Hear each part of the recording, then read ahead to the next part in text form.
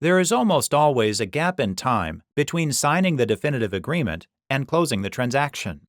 Because circumstances can change significantly during this time, each party generally requires the other to make several promises, also called covenants, about how the parties will behave during the interim. Similarly, the definitive agreement also typically contains several conditions precedent to closing and outlines the circumstances under which the agreement can be terminated prior to closing. These provisions, covenants, conditions, and termination, are essential to any definitive M&A agreement.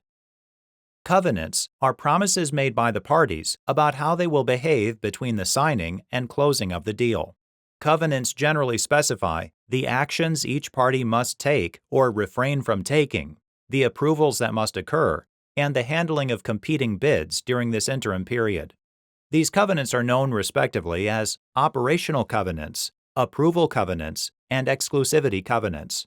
Both parties must use their best efforts to ensure all covenants are kept.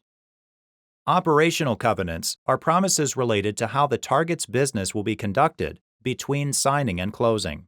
These covenants ensure that the target maintains its normal course of business and avoids any extraordinary actions that could affect the transaction. Should the target perform activities to decrease the company's value or change its operations, the acquirer can invoke the operations covenant to bring a claim against the target. An operations covenant typically contains two parts.